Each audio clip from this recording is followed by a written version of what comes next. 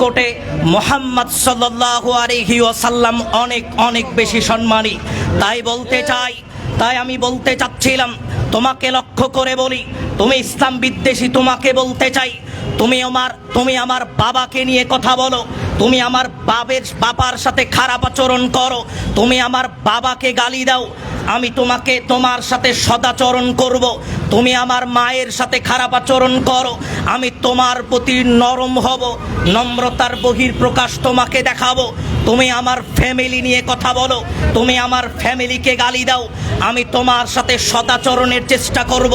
কিন্তু মনে রাখার চেষ্টা করতে হবে, তুমি যদি আমার নাবির নামে কোনো কথা বলো, তোমার দেহ থেকে কাল্লা আলাদা করে দিতে আমার চুল পরিমাণ কোনো অনুশোচনা হবে না। এই কথা মনে রাখার চেষ্টা করতে হবে।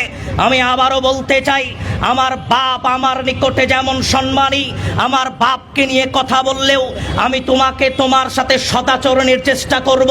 আমার ফ্যামিলি নিয়ে কথা বললে আমি তোমার সাথে সদাচরণের চেষ্টা করব। কিন্তু আমার নাবিকে নিয়ে যদি কেউ কথা বলে, তার দেহ থেকে কাল্লা আলাদা করে দিতে 1 সেকেন্ড অনুশোচনা আমাদের ভিতরে আসবে না।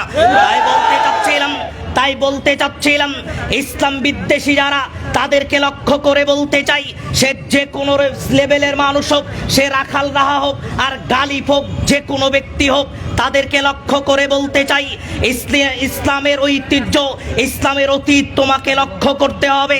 ইসলামের অতীতের ব্যাপারে তোমাকে ইতিহাস দেখতে হবে, মনে রাখতে হবে। একজন মুসলমান তার জীবনের চাইতে, একজন মুসলমান তার সম্পদের চাইতে, দুনিয়ার সব কিছুর চাইতে মুহাম্মদ সাল্লাল্লাহু আলাইহি ওয়াসাল্লামকে বেশি ভালোবাসে।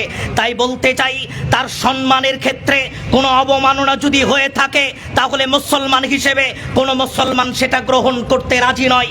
তাই আমরা আমাদের পক্ষ থেকে বলতে চাচ্ছিলাম, যে কোনো লেভেলের মানুষ হোক না কেন, যেভাবেই দুনিয়াতে বসবাস করুক না কেন, আপনি আপনার মতে চলেন, তবে একটা কথা মনে রাখতে হবে, আপনি আপনার মতাদর্শে চলেন, তবে একটা কথা মনে রাখতে হবে, আপনি আপনার কর্মব্যস্ততায় আপনার দিন অতিবাহিত করেন, তবে একটা কথা মনে রাখতে হবে, তুমি যদি মনে করো ইসলাম বিদ্বেষী হয়ে, তুমি যদি মনে করো রাসূল সাল্লাল্লাহু আলাইহি ওয়াসাল্লামের বিপরীতে কথা বললে তোমার প্রশান্তি লাগে, তুমি যদি মনে করো মুহাম্মদ সাল্লাল্লাহু আলাইহি ওয়াসাল্লামের বিপরীতে কথা বললে তুমি আনন্দ পাও, তুমি যদি মনে করো রাসূল সাল্লাল্লাহু আলাইহি ওয়াসাল্লামের বিপরীতে গালিগালাজ করলে তুমি প্রশান্তি পাও, আল্লাহি তুমি মনে রাখবা, তোমার দেহ থেকে কাল্লা আলাদা করে দিতে আমরাও আনন্দ পাবো।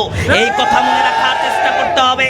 তাই বেশি বলতে চাচ্ছি না, সমস্ত দেশবাসীদের নিকটে যারা আমাদের ঊর্ধ্বতন কর্মকর্তা, যারা দায়িত্বশীল, তাদেরকে বলতে চাই, রাখাল রাহা হোক আর গালিব হোক, যে কোনো ব্যক্তি হোক না কেন, রাসূল সাল্লাল্লাহু আলাইহি ওয়াসাল্লামের বিপরীতে কেউ কথা বললে সরকারিভাবে, সরকারি হস্তান্তরে তাদের শাস্তির ব্যবস্থা করতে হবে। আমরা এই দাবি রেখেই আমাদের কথা শেষ করছি। আসসালামু আলাইকুম ওয়া রাহমাতুল্লাহ।